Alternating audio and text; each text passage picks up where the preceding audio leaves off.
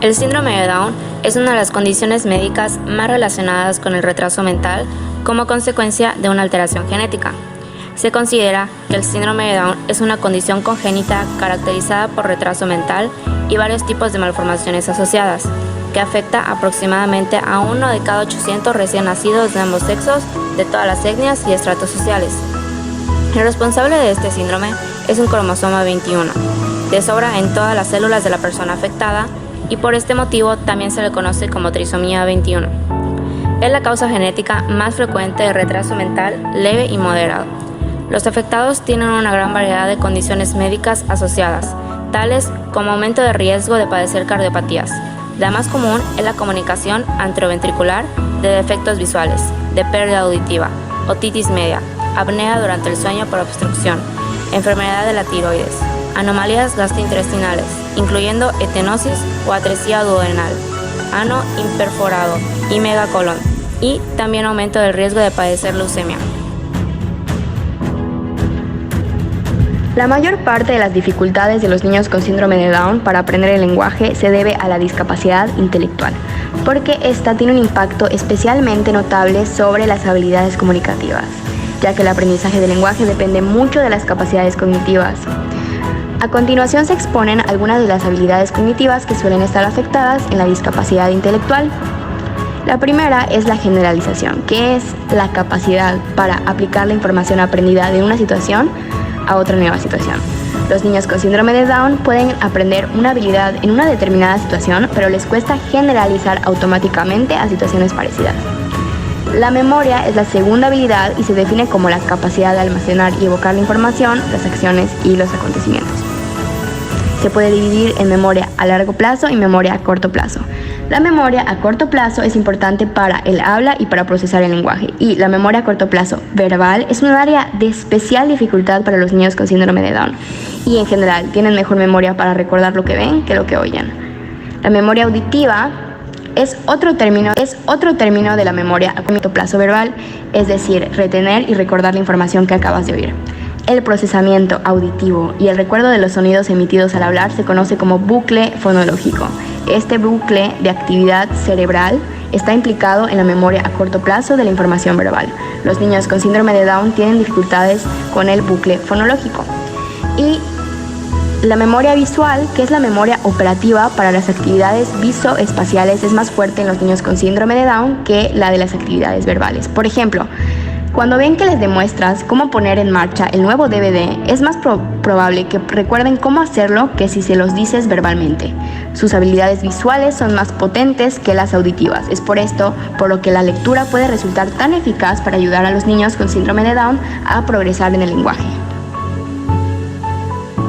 Otra de las características cognitivas en las personas con síndrome de Down es el pensamiento abstracto. Este se refiere a la capacidad de comprender las relaciones, los conceptos, los principios y otras ideas que son intangibles. La dificultad con el pensamiento abstracto puede hacer más difícil la comprensión de los conceptos del lenguaje. Al leer, las personas con síndrome de Down pueden recordar los personajes, los sucesos y el escenario, pero también pueden sufrir problemas de comprensión cuando el escritor espera que sus lectores deduzcan lo que pasa sin expresarlo directamente.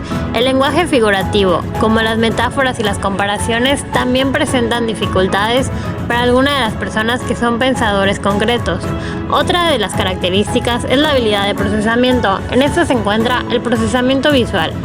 Esta es la habilidad para recibir, interpretar y responder a las cosas que vemos, y en general un punto relativamente fuerte en estas personas. Es más fácil para ellos recordar y procesar la información visual que la auditiva, debido a que les da tiempo para darle sentido antes de que desaparezcan. Las tareas en computadoras o donde interviene la lectura a menudo son puntos fuertes, al igual que los dibujos, las palabras escritas o el lenguaje de signos, ya que les ayudarán a aprender los conceptos más fácilmente que las palabras habladas. También está el procesamiento auditivo. En este, las personas con síndrome de Down por lo general necesitan más tiempo para procesar y comprender lo que se les dice, y por lo tanto pueden ser más lentos para responder a las preguntas o para seguir las instrucciones, incluso cuando no están experimentando problemas de memoria auditiva. La discriminación auditiva puede serles difícil. Esto influye en si el niño distingue entre palabras que suenan parecido, como tren y ven. La sordera neurosensorial, la cual es la pérdida auditiva debido a la lesión o falta de desarrollo de algún componente del oído interno o del nervio auditivo, hace que la discriminación de sonidos resulte más difícil. Actualmente existen test auditivos que pueden usarse para evaluar la capacidad discriminatoria de sonidos en estas personas. También está la evocación de palabras. Esta es la capacidad de seleccionar la palabra apropiada en una situación concreta. Es un problema en muchas de estas personas, ya que puede afectar la complejidad, precisión y longitud de las frases que han de utilizar. Todos estos problemas afectan la inteligibilidad del habla de las personas con síndrome de Down por diversos motivos. Pueden mostrar dificultad para la articulación, es decir, la capacidad de mover y controlar los labios, la lengua, las mandíbulas y el paladar necesaria para formar los sonidos de forma correcta y clara. La fluidez o capacidad de hablar de forma seguida y rítmica. La integración fonológica, capacidad de pronunciar los sonidos en el orden adecuado dentro de una palabra. Y por último, la resonancia o el tono y calidad de los sonidos del habla. Características físicas de las personas con síndrome de Down.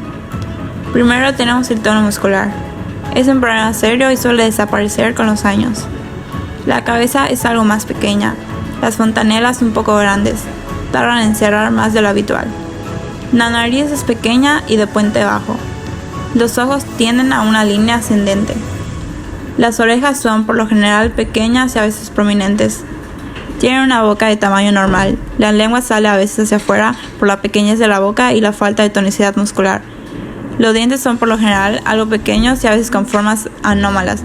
Su cuello a menudo es corto. Métodos de diagnóstico. Los médicos pueden generar un diagnóstico a partir de 3 diferentes métodos importantes que definiremos brevemente. Diagnóstico genético prenatal.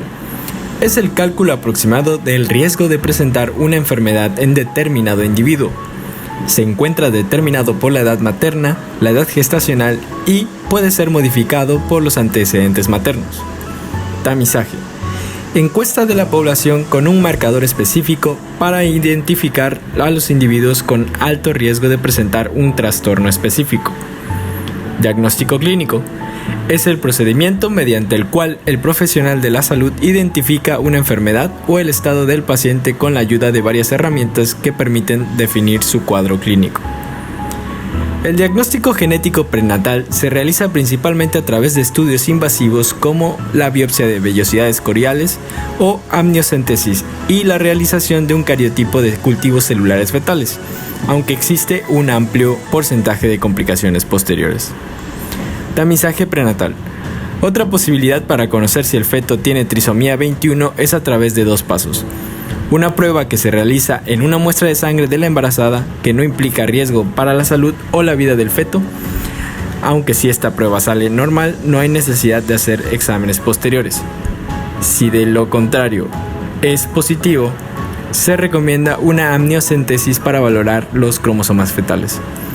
La prueba en general consiste en medir la concentración de algunos marcadores químicos en la sangre de la madre, que sirven como indicadores de alguna alteración. Práctica clínica. El fenotipo del feto con síndrome de Down es bien reconocido.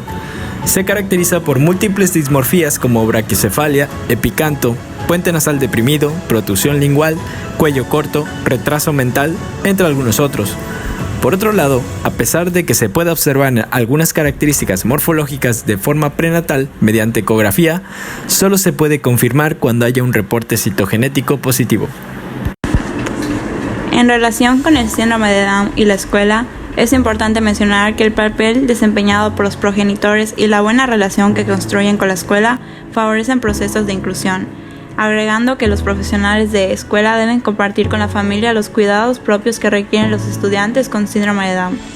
En un estudio se recomienda crear ambientes estructurados y adaptados a las particularidades de cada estudiante, invertir en la capacitación de profesionales, preparar a los demás estudiantes para recibir a otros con necesidades educativas especiales. Según los autores, es competencia del profesor identificar, planear y adaptar estrategias que faciliten al estudiante con síndrome de Down acceso al currículo y fomentar la independencia, así como medir en las relaciones con los otros estudiantes.